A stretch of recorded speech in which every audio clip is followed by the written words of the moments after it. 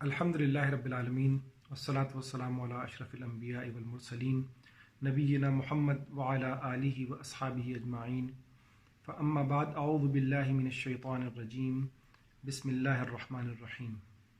وَلَنَبْلُوَنَّكُمْ بِشَيْءٍ مِّنَ الْخَوْفِ وَالْجُوعِ وَنَقْصٍ مِّنَ الْأَمْوَالِ وَالْأَنفُسِ وَالثَّمَرَاتِ وَبَشِّرِ الصَّابِرِينَ الَّذِينَ إِذَا أَصَابَتْهُمْ مُصِيبَةٌ قالوا انا للہ وانا الیہ راجعون صدق اللہ العظیم رب اشرح لی صدری ویسر لی امری واحلل عقدۃ من لسانی یفقہوا قولی۔ محترم اور عزیز رفقائے کار، السلام علیکم ورحمۃ اللہ وبرکاتہ۔ اللہ رب العالمین سے آپ تمام لوگوں کی صحت اور عافیت کے بارے میں دعا گو ہوں۔ اللہ تعالیٰ آپ سب کو اپنے حفظ و امان میں رکھے۔ کرونا وائرس کی وبا کے باعث لاک ڈاؤن کو آج تقریباً 23 دن گزر چکے ہیں اور مزید 10 دن کے لیے اس لاک ڈاؤن میں توسیع کر دی گئی ہے۔ کرونا وائرس کی جو یہ وبا ہے، یہ ایک آزمائش ہے یا اللہ تعالیٰ کے عذاب کی ایک شکل ہے۔ ایک عالم دین سے سوال کیا گیا تو انہوں نے اس کا ایک بڑا خوبصورت جواب دیا کہ جن لوگوں نے اس کو اللہ تعالیٰ کی طرف سے ایک آزمائش سمجھا اور اپنے گناہوں اور اپنی غلطیوں کی پکڑ سمجھا اور اس پر ندامت اور شرمندگی کے ساتھ توبہ کا رویہ اختیار کیا، اللہ تعالیٰ کی طرف رجوع کا رویہ اختیار کیا، اللہ تعالیٰ کی اطاعت اور فرما برداری کا رویہ اختیار کیا، تو ان کے لیے تو یہ ایک آزمائش ہے۔ لیکن وہ لوگ کہ جن کے رویے میں کوئی خاص تبدیلی واقع نہ ہوئی ہو، جن کے روز و شب میں یا گناہوں کی عادات میں کوئی کمی نہ آئی ہو اور ان کا رویہ وہی ہو جس رویے پر وہ پہلے سے چلتے چلے آ رہے ہیں، تو ان کے لیے یقیناً یہ عذاب کی ایک شکل ہے۔ آج آپ سے اس گفتگو کی خواہش اور اس کا مقصد یہ ہے کہ میں اور آپ ذرا اپنے گزشتہ 23 روز کا ایک جائزہ لے سکیں اور ہم ان 23 روز کے آئینے میں یہ دیکھ سکیں کہ ہمارا رسپانس اور رویہ اس آزمائش میں کیا رہا ہے۔ اور یقیناً اس جائزے کے بعد پھر جو آگے اللہ تعالیٰ نے ہمیں کچھ موقع دیا ہوا ہے، اس سے ہم کیسے مؤثر استفادہ کر سکتے ہیں، اس کے لیے کچھ تجاویز میں آپ حضرات کے سامنے رکھنے کی کوشش کروں گا۔ دیکھیے، جائزے کے لیے اس کے جائزے کے کئی پہلو ہو سکتے ہیں۔ میں کچھ سوالات آپ کے سامنے رکھتا ہوں جو آپ میں سے ہر فرد، میری خواہش ہوگی کہ آپ ایک نوٹ بک لیں یا ایک ڈائری لیں اور اس میں ان سوالات کے جوابات کو تحریر کریں اور بالکل آنیسٹلی اور ایمانداری کے ساتھ ان سوالات کے جوابات کو تحریر کریں۔ یعنی آپ اس میں سے پہلا سوال اپنے ساتھ یہ کریں کہ کیا ہم نے اس آزمائش کو ایک آزمائش سمجھا ہے یا ہم نے اس کو آرام کا ایک موقع تصور کیا ہے کہ قدرت نے ایک تیز بھاگتی ہوئی زندگی میں ہمیں ذرا تھوڑا ٹھہرنے کا ایک موقع دے دیا ہے، تو ہم نے گھر میں بیٹھ کے اپنے اوقات کو گزارنا شروع کر دیا ہے، یا ہم نے اس کو سمجھا ہے کہ یہ آزمائش کا ایک موقع ہے اور ہم آزمائش کے جواب میں ہمارا رسپانس کیا ہونا چاہیے۔ دوسرا سوال یہ کریں کہ کیا آپ کے اندر اس آزمائش کے نتیجے میں رجوع کی کیفیت پیدا ہوئی ہے؟ کیا اللہ تعالیٰ کی طرف آپ کی توجہ بڑھی ہے؟ کیا آپ کی نمازوں کی کیفیت تبدیل ہوئی ہے؟ کیا آپ نے اللہ تعالیٰ سے توبہ اور استغفار کیا ہے؟ اور رجوع میں بھی میں اگر ذکر کروں تو ان چیزوں کو بھی لکھنے کی ضرورت ہے کہ ہم اپنی گزشتہ زندگی کے اوپر ایک نظر ڈال کے یہ دیکھیں کہ ہم سے اپنی گزشتہ پوری زندگی کے اندر کیا کمزوریاں اور کیا کوتاہیاں اور کیا گناہ ہم سے سرزد ہوئے ہیں، اور ان کو اپنی نگاہوں کے سامنے لا کے ان پر اللہ تعالیٰ سے توبہ اور استغفار کرنا۔ میری نمازوں کی کیفیت کیا رہی ہے؟ کیا میری نمازیں باجماعت ہوئی ہیں؟ کیا میں نے گھر میں جماعت کا اہتمام کیا ہے؟ کیا میں نے نمازوں کے اندر اپنی کیفیت کو بہتر بنانے کی کوشش کی ہے؟ کیا میں نے نمازوں کے ساتھ نوافل کے اہتمام کی بھی کوشش کی ہے؟ ظاہری بات ہے اللہ تعالیٰ کو رجوع کرنے کا ایک بڑا ذریعہ نوافل ہے۔ اسی طرح میں نے مطالعہ قرآن کتنا کیا ہے، میں نے مطالعہ حدیث کتنا کیا ہے، میں نے حضور نبی کریم صلی اللہ علیہ وسلم کی سیرت کا مطالعہ کتنا کیا ہے۔ تو یہ سب چیزیں وہ ہیں کہ جو اللہ تعالیٰ کی طرف رجوع کی پکچر آپ کو دکھائیں گی۔ تیسری چیز یہ کہ میرے نظام الاوقات کے اندر کیا تبدیلی واقع ہوئی ہے۔ کیا میں نے اس موقع کو اپنی زندگی کو ایک متوازن طرز زندگی پر گزارنے کا رویہ اختیار کیا ہے؟ کیا میرے سونے، جاگنے، اٹھنے، بیٹھنے، کھانے پینے، ورزش کے اور بچوں کے ساتھ ٹائم گزارنے کے اوقات جو ہیں ان کے اندر ایک توازن ہے؟ یا میں نے اس موقع کو سوشل میڈیا اور الیکٹرانک میڈیا اور دیگر مصروفیات اور نیند اور سو کے گزارنے کی نظر کر دیا ہے؟ ان چیزوں کو بھی ذرا یعنی نظام الاوقات کے حوالے سے ایک سوال اپنے آپ سے ضرور کیجیے۔ چوتھا سوال اپنے آپ سے یہ کیجیے کہ آپ نے اپنی 5 چیزیں میں آپ کو بتاؤں گا کہ آپ نے اپنی علمی، روحانی، جذباتی، معاشرتی اور جسمانی نشو و نما کے لیے کیا اقدامات کیے ہیں۔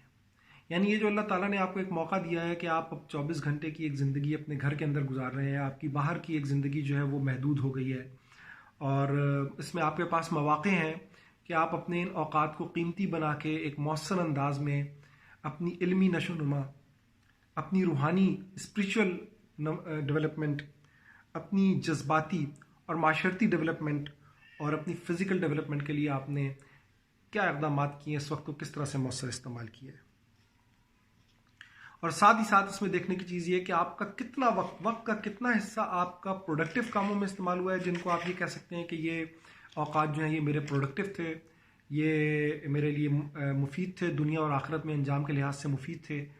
اور کتنے اوقات ایسے ہیں جن کو میں تضیع اوقات، یعنی وہ اوقات میرے ضائع ہو گئے، میں نے سو کے ضائع کر دیے، میں نے موویز دیکھ کے ضائع کر دیے، میں نے سوشل میڈیا پہ وقت گزار کے ضائع کر دیا۔ تو یہ بھی جائزہ لینے کی ضرورت ہے کہ کتنے اوقات ایسے ہیں جو اس پورے عرصے کے دوران میں نے ضائع کیے۔ اسی طرح ایک اور جائزہ یہ لینے کی ضرورت ہے کہ آپ سب یہ بات اچھی طریقے سے جانتے ہیں کہ ہم ایک مشنری ادارے سے وابستہ ہیں۔ انسان کسی بھی ادارے سے وابستہ ہو تو وہ ایک ادارے کے ساتھ کانٹریکٹ میں ہوتا ہے، اور وہ ادارے کو کچھ وقت اور اپنی کچھ صلاحیتیں دینے کی ایک کمٹمنٹ کرتا ہے، اور اس کے بدلے میں ادارہ اس کو معاوضہ دیتا ہے۔ تو آپ ذرا اس بات کا جائزہ لیجئے کہ گزشتہ 23 دن میں آپ نے اپنی پیشہ ورانہ ذمہ داریوں کو کس حد تک ادا کیا ہے، آپ نے اپنی جاب کے تقاضوں کو کس حد تک نبھایا ہے، کس حد تک آپ نے، اگر اس میں کوئی کمی تھی تو آپ نے اپنے سپروائزر کی طرف رجوع کیا ہے اور اس سے رابطہ کیا ہے اور اس کو بتایا کہ میرے پاس یہ وقت ہے، آپ اس وقت کا کیا استعمال کر سکتے ہیں، آپ مجھے بتائیں میرے لیے کوئی کام ہو۔ تو آپ نے اپنے اس پیشہ ورانہ زندگی کے لیے کیا کیا، اس کا بھی ایک جائزہ لینے کی ضرورت ہے۔ اسی طریقے سے اس بات کا جائزہ لینے کی بھی ضرورت ہے کہ اس تیز رفتار دنیا میں ہم اس بات کی شکایت کرتے ہیں کہ ہمیں گھر والوں کو دینے کے لیے وقت نہیں ملتا۔ مجھے کچھ لوگوں کی جانب سے یہ شکایت ملی ہے کہ ہم ابھی بھی اپنے گھر والوں کو وقت نہیں دے پا رہے، اور اس کی وجہ ظاہر بات ہے کہ اس کی وجہ یہ ہے کہ ہم سوشل میڈیا پہ اور دیگر کاموں کے اندر جو وقت گزارتے ہیں وہ ہمارے اہل خانہ کا اس میں ایک حق ہے، اور یہ تو ایک ایسا موقع ہے کہ جس میں آپ قدم قدم پہ کھانے کی ٹیبل پر اکٹھے بیٹھیں،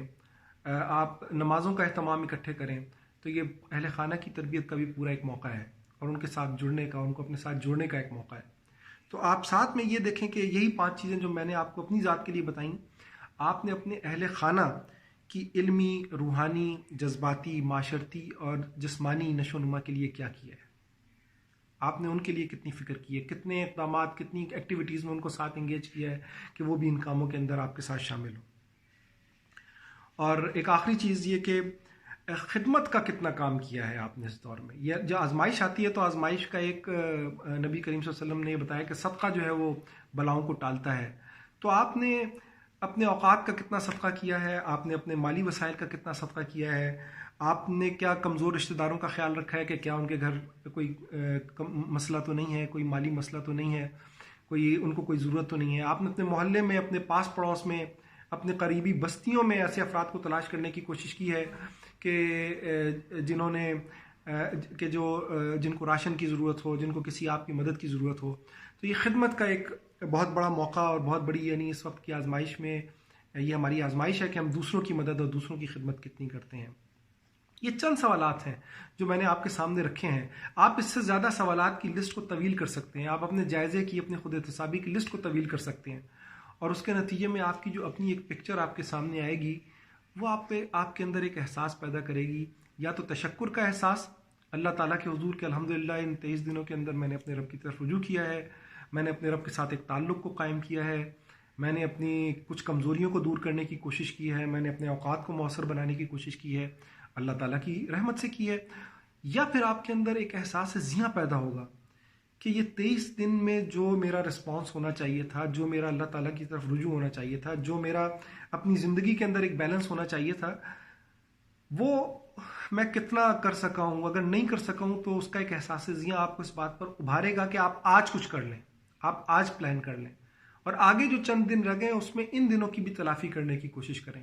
تو میں آخر میں 3 مختصر باتیں کر کے اپنی اس گفتگو کو ختم کروں گا کہ دیکھیے 3 کام آپ نے کرنے ہیں. جب بھی یہ آزمائش اللہ کی طرف سے آتی ہے تو اللہ تعالیٰ نے ہمیں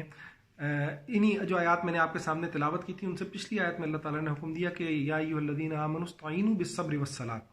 کہ صبر اور نماز سے مدد دو. دیکھیے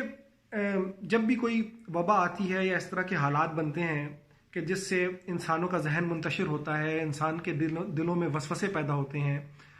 اس صورت میں صبر انسان کس طرح سے حاصل کرے، استقامت کیسے حاصل کرے، تو اس کے لیے سب سے پہلی چیز یہ کہ فہم اور ادراک. اور فہم اور ادراک کے لیے یہ انتہائی ضروری ہے کہ آپ یہ جو میں نے 8 سوال آپ سے کیے ہیں، آپ ان 8 سوالوں کو لکھیں، اور آپ اس بات کا فہم اور ادراک حاصل کرنے کی کوشش کریں کہ آپ کہیں شیطان کے وساوس کا شکار تو نہیں ہو رہے، کہیں آپ اس بیماری سے کوئی خوف زدہ تو نہیں ہے، کہیں آپ کو اس کی کوئی بہت زیادہ پریشانیاں تو نہیں ہیں. اس لیے کہ سوشل میڈیا تو اس وقت جتنے منہ اتنی باتیں، آپ کے سامنے طرح طرح کی باتیں سوشل میڈیا کے پلیٹ فارم سے پہنچ رہی ہیں، اور بہت سارے لوگ ہیں جو اپنے پورے اوقات اس کے اندر گزار رہے ہیں، کوئی ایک پروڈکٹیو کام نہیں کر پا رہے. اور میں آپ سے شیئر کروں کہ واجو سراج صاحب جو کہ نیئرٹیل کے CEO ہیں، انہوں نے یہ بتایا کہ اس لاک ڈاؤن کے اندر پاکستان میں انٹرنیٹ کے یوزج میں 30 سے 50% اضافہ ہوا ہے، اور اس میں سب سے زیادہ ٹورنٹس یوز ہوئے ہیں جس سے لوگوں نے موویز آبویسلی ڈاؤن لوڈ کی ہیں، اور دوسرے نمبر پہ نیٹ فلکس، یوٹیوب اور ان کے یعنی ویڈیوز کے جو چینلز ہیں یہ دوسرے نمبر پہ، اور تیسرے نمبر پہ پھر سوشل میڈیا یعنی فیس بک، واٹس ایپ، ٹویٹر وغیرہ کا جو استعمال بڑھا ہے. تو اس سے ہماری ایک سوسائٹی کے ٹرینڈز کا پتہ چلتا ہے کہ ہمارا ان حالات کے اندر ہمارا رسپانس کیا ہے. تو ہمیں ان وساوس سے اپنے آپ کو بچانے کی ضرورت ہے. یہ جو سوشل میڈیا ہے اس کو ایک ٹول رہنا چاہیے، یہ ایک ٹول ہے. اگر ہم اس کے ہاتھوں ٹول بن جائیں اور ہم اپنے اوقات اس کے حوالے کر دیں تو وہ ایک ایکٹر بن گیا اور ہم اس کے ٹول ہیں. تو اپنے آپ کو ٹول بننے سے بچائیں، اپنی پلاننگ خود کریں. اس کے لیے سب سے پہلی چیز یہ ضرورت ہے کہ فہم اور ادراک، آپ کس جگہ کھڑے ہیں، آپ کی پکچر، آپ کی تصویر آپ کے سامنے موجود ہو. اس لیے جو یہ 8 سوالوں کا جواب ہے یہ انتہائی ضروری ہے کہ آپ اس کو تحریر کریں، اور اس کے نتیجے میں آپ اگلا جو مرحلہ ہے فہم و ادراک کے بعد وہ ہے ثابت قدمی اختیار کرنا اور پلان کرنا. ثابت قدمی یہ ہے کہ ایک درخت جب تک جڑ نہیں پکڑ لیتا تب تک وہ آندھیوں سے اس کے گرنے کا خطرہ ہوتا ہے، لیکن جب وہ جڑیں مضبوط کر لیتا ہے زمین کے اندر تو اس کے بعد پھر بڑی تیز آندھی بھی اس کو اپنی جگہ سے نہیں ہلا سکتی. تو ہمیں اپنی جڑیں مضبوط کرنے کے لیے کن چیزوں کی ضرورت ہے؟ ایک تو میں نے آپ سے بتایا کہ نماز جو ہے وہ بنیادی چیز ہے جو آپ کے قدموں کو جماتی ہے، آپ کے نظام الاوقات کو ایک ترتیب میں لے کے آتی ہے. اور میں آج کل کے دور میں یہ کہوں گا کہ آج کل کے حالات میں نماز، فرض نمازوں کے علاوہ نوافل کی بھی خصوصیت سے ایک اہمیت دیں اور اس کی طرف توجہ کریں. اللہ تعالیٰ نے ایک موقع دیا ہے، اس کے ذریعے سے آپ اپنے قدموں کو جمائیں. اور دوسری چیز ہے صبر اور استقامت. تو صبر اور استقامت کے لیے ضروری ہے کہ آپ پلان کریں، اپنے دن کو پلان کریں. آپ اپنا دن کیسے گزاریں گے، آپ اپنے جو آگے آپ کے پاس 10 دن ہیں، ان 10 دنوں کا ٹھوس پلان آپ کے پاس ہونا چاہیے. اور پلاننگ کے لیے میں نے آپ کو 5 میدان بتا دیے کہ آپ اپنی جسمانی نشو و نما کی، کہ آپ کھانا کیسا کھائیں گے، آپ کے دن میں ورزش کے لیے کچھ ٹائم ہونا چاہیے. آپ اپنی علمی نشو و نما، کہ آپ قرآن و حدیث کے علم کو بڑھانے کے لیے کیا کر رہے ہیں. آپ جو جاب ہے آپ کی، جو آپ کی اپنی فیلڈ ہے، اس فیلڈ کے اندر آپ اپنی نالج کو بڑھانے کے لیے اس وقت کو کیسے مؤثر استعمال کرتے ہیں. اسی طریقے سے آپ اپنی روحانی نشو و نما، آپ اپنا اللہ تعالیٰ سے تعلق، حضور نبی کریم صلی اللہ علیہ وسلم سے تعلق کو کیسے بڑھانے کے لیے کیا ایکٹیویٹیز کر سکتے ہیں، کیا سرگرمیاں کر سکتے ہیں. اسی طریقے سے اپنی جذباتی ڈیولپمنٹ، اپنے بچوں کے ساتھ، اپنے اہل خانہ کے ساتھ تعلق کے ذریعے سے، اپنے والدین کے ساتھ تعلق کے ذریعے سے، ان کی خدمت کے ذریعے سے، اور باہر سوسائٹی کی خدمت کے ذریعے سے، یہ چیزیں آپ کو جذباتی طور پہ ایک ایموشنل بیلنس عطا کریں گی. اور چوتھی چیز جو ہے وہ آپ کی معاشرتی ڈیولپمنٹ بھی یہ ہے کہ آپ لوگوں سے باہر نکل کے لوگوں کی جو میں نے خدمت کی بات کی، حال احوال کی بات کی، تعلق کو نبھانے کی بات کی، تو یہ ساری چیزیں پھر معاشرتی ڈیولپمنٹ کے اندر شامل، اپنی نشو و نما کے اندر شامل ہیں. اور آخری چیز یہ کہ آپ اپنی یہ 5 چیزیں میں نے آپ کے سامنے رکھی کہ علمی، روحانی، جذباتی، معاشرتی اور جسمانی نشو و نما، یہ 5 چیزوں کے حوالے سے آپ پلان تیار کریں. اور آخری چیز جو ہے وہ عملی اقدامات ہیں، یعنی اس کو عمل میں لے کے آنا. اور عمل میں لانے کے لیے پہلی چیز تو یہ کہ آپ اللہ تعالیٰ سے دعا کریں کہ یا اللہ جو میں نے پلان بنایا ہے اس پلان پر مجھے عمل کرنے کی توفیق دے. اور دوسری چیز یہ کہ آپ اس میں اپنے گھر والوں کو ساتھ شامل کیجئے، گھر والوں کو اس پلان بنانے کے اندر شامل کیجئے تاکہ وہ آپ کے معاون اور مددگار بنے اور آپ کے ساتھ اس پلان کو عملی طور پہ ہیلپ آپ کی کر سکیں. آخری بات میں اپنی گفتگو ختم کرتا ہوں کہ دیکھیں حالات میں اپنی جگہ مسائل، معاملات اپنی جگہ موجود ہیں، لیکن اللہ تعالیٰ کا بڑا کرم ہے کہ ہم ایک ادارے سے وابستہ ہیں اور الحمدللہ اس ادارے سے ہمارا ذریعہ معاش بھی وابستہ ہے. آپ اپنے دن میں لازماً اپنے جو اوقات آپ آفس کے رکھتے تھے ان آفس کے اوقات کو خود اپنی ذمہ داری سمجھیے، اپنے سامنے رکھیے. وہ آپ کے پاس امانت ہیں، ادارے کی امانت ہیں، اور اس امانت کے بارے میں آپ سے پوچھا جائے گا. تو اس لیے آپ انتہائی حساس رہیں اس معاملے میں، اور اپنی ذمہ داریوں کو، اگر آپ کو کہیں لگتا ہے کہ آپ کے ذمہ کوئی کام نہیں لگا ہوا تو آپ خود اپنے سپروائزر سے رابطہ کیجئے اور اس سے پوچھیے کہ کوئی کام اگر ہمارے لائق ہو تو آپ ہمارے سپرد کیجئے، میں اس وقت اپنے آپ کو فری محسوس کر رہا ہوں. اور جو اگر فری وقت ہے آپ کے پاس تو پھر آپ اس حوالے سے اپنی ڈیولپمنٹ، اپنی پروڈکٹیوٹی کو بڑھانے کے لیے کچھ ٹریننگز، کچھ چیزیں جو ہیں وہ کر سکتے ہیں. کم از کم جو چیز ہم میں سے ہر فرد کو اور پوری ٹیم کو کرنی چاہیے وہ یہ کہ انڈرسٹینڈ قرآن کا یہ لیول 1 ہمیں خود کرنا بھی چاہیے اور کوشش کر کے اپنے خاندان میں ہمیں اس کو ڈیلیور بھی کرنا چاہیے. میں آخر میں ایک دفعہ پھر اللہ تعالیٰ سے دعا گو ہوں کہ اللہ تعالیٰ آپ سب کو اپنی حفظ و امان میں رکھے، ہمیں شیطان کے وساوس سے محفوظ رکھے. اور آپ اپنی دعاؤں میں اپنے لیے دعا کیجئے، اپنے اہل خانہ کے لیے دعا کیجئے، اور ادارے کو اپنی دعاؤں میں یاد رکھیں، اپنی لیڈرشپ کو اپنی دعاؤں میں یاد رکھیں کہ اللہ تعالیٰ ہمیں بھی بہتر فیصلے کرنے کی توفیق عطا فرمائے اور ادارے کے لیے بھی آگے راستے کو آسان کرے. اقول قولی ھذا واستغفر اللہ لی ولکم ولسائر المسلمین واستغفروہ انہ هو الغفور الرحیم. جزاک اللہ.